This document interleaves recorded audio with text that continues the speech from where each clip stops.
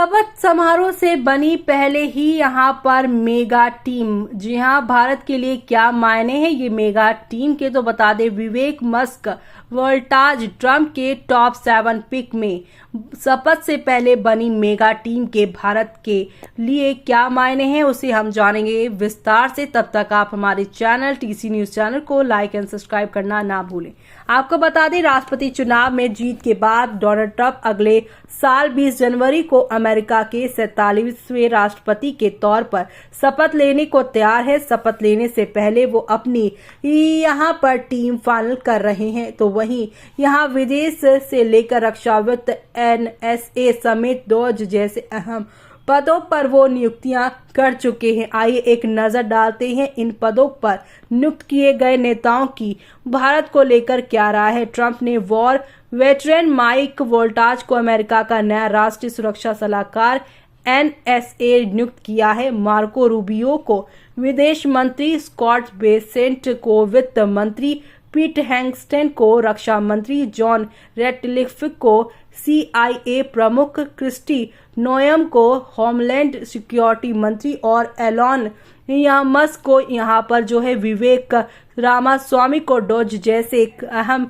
यहाँ पर विभाग दिए हैं। अफगानिस्तान, मिडिल ईस्ट और अफ्रीका में युद्ध के मोर्चे में शामिल हो चुके माइक वोल्टाज अमेरिका के नए राष्ट्रपति सुरक्षा सलाहकार होंगे। वो लंबे समय से अमेरिका की मजबूत डिफेंस स्ट्रेटजी की वकालत करते आ रहे हैं, तो वहीं देश की सुरक्षा और मजबूत करने की हिमायती है। माइक वोल्टाज अमेरिकी सीनेट में इंडिया कॉकेंस के प्रमुख हैं, तो वहीं भारत को लेकर ये अपने नरम रुख के लिए जाने जाते हैं। पिछले साल जब प्रधानमंत्री मोदी अमेरिका के दौरे पे गए थे तो कैपिटल हिल में PM मोदी के भाषण की व्यवस्था कराने की जिम्मेदारी वोल्टाज को ही दी गई थी। वो कई मौकों पर भारत और अमेरिका के बीच व्यापार को बढ़ाने की बात कर चुके हैं। तो वहीं PM मोदी ने साल 2023 में अमेरिका दौरे के दौरान वोल्टाज को गर्मजोशी के साथ मुलाकात की।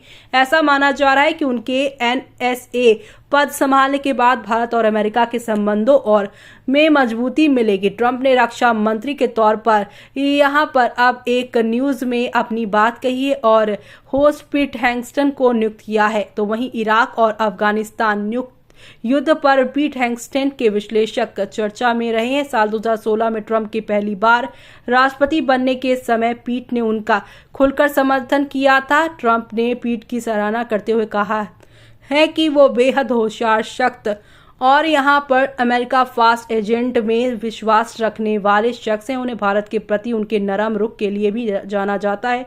हालांकि उन्होंने कभी भी खुलकर भारत की तारीफ नहीं की है, लेकिन चीन के मुकाबले वो भारत को तरजीह देते हैं। ट्रंप ने लैटिन अमेरिकन मार्को रूबियो को देश के अगले विदेश मंत्री के तौर पर चुना है। वो पहले रिपब्लिकन पार्टी की ओर से उपराष्ट्रपति पद की दौड़ में भी थे, लेकिन बाद में ट्रंप ने इस पद के लिए JD वेंस का चुनाव किया, लेकिन विदेश मंत्रालय जैसे पद देकर ट्रंप ने रूबियो पर विश्वास और भरोसा जताया है। अमेरिका के नए विदेश मंत्री के तौर पर मार्को रूबियो वो यहाँ पर भारत के साथ संबंधों को मजबूत करने के लिए मुखर समर्थक रहे हैं। तो वहीं उन्होंने भारत को हिंद प्रशांत इलाके में एक महत्वपूर्ण साझेदारी के रूप में माना जाता है। पिछले कुछ सालों में उन्होंने अमेरिका भारत सहयोग को और गहरा करने की कोशिशों की वकालत की है, विशेष रूप से यहाँ पर रक्षा और व्यापार के क्षेत्रों में। उनका मानना है कि एशिया में चीन के प्रभाव को संतुलित करने में भारत बड़ी भूमिका निभा सकता है। उन्होंने